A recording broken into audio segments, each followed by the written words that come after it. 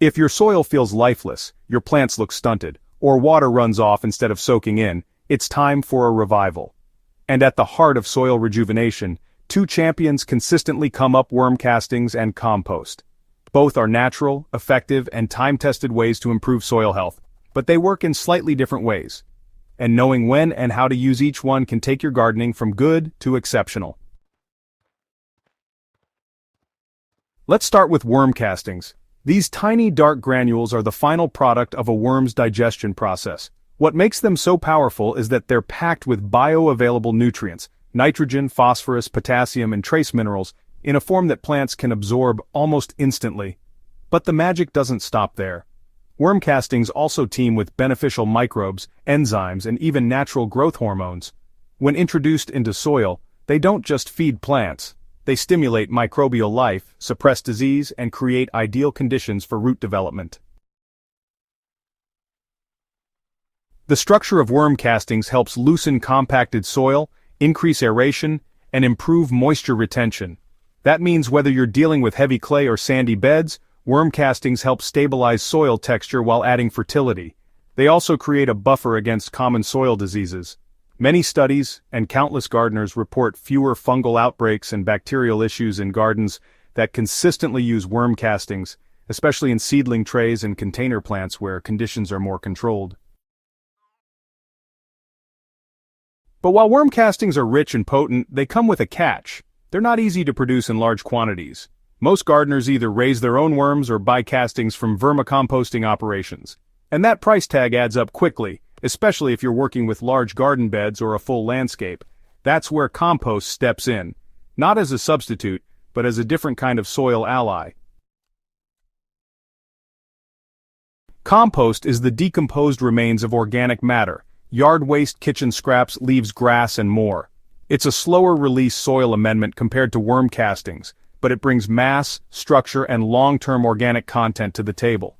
When compost is added to garden beds, it improves texture, increases water-holding capacity, and introduces a diverse array of nutrients. It's not as concentrated as worm castings in terms of nutrients per pound, but it's incredibly effective for building soil over time.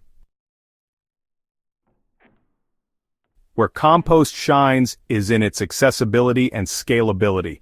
It's easy to make, especially if you have a compost pile, bin, or tumbler in your backyard.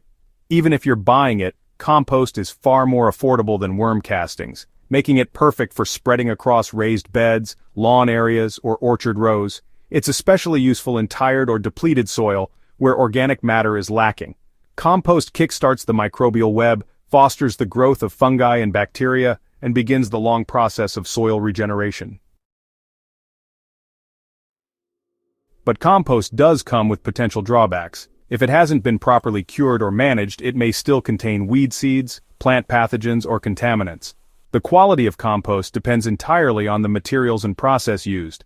That's why homemade compost, when done right, is often more reliable than store-bought options.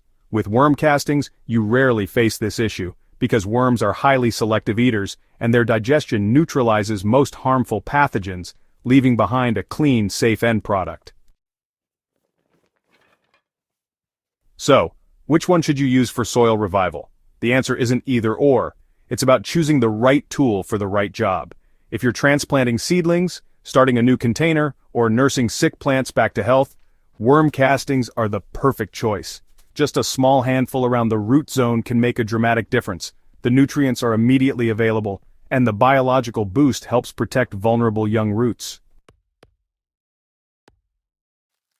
If you're doing a seasonal soil refresh, filling raised beds, or tackling compacted garden plots, compost should be your go-to. It adds volume, encourages long-term soil structure improvements, and provides a steady trickle of nutrients that support growth across the growing season. Compost builds the foundation, worm castings refine it. One of the most effective strategies is to use both. Add compost as your bulk amendment during bed prep or fall soil building. Then, when planting, top dress or mix in worm castings at the base of each plant. This combination gives you the best of both worlds, long-term soil structure and slow nutrient release from compost, plus the targeted high-impact benefits of worm castings.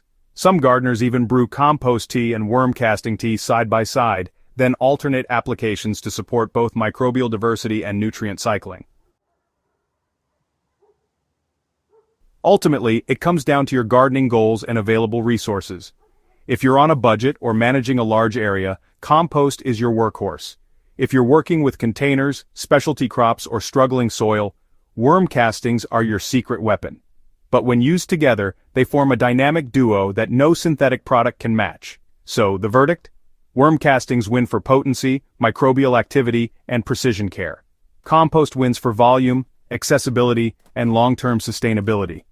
Together, they transform barren dirt into living, thriving soil that supports healthy, resilient plants year after year. If you found this guide helpful, be sure to hit that subscribe button and share it with your gardening friends. At Hydrohaven, we believe that great gardens start underground, so let's build them up from the soil, one handful of compost and one sprinkle of worm castings at a time.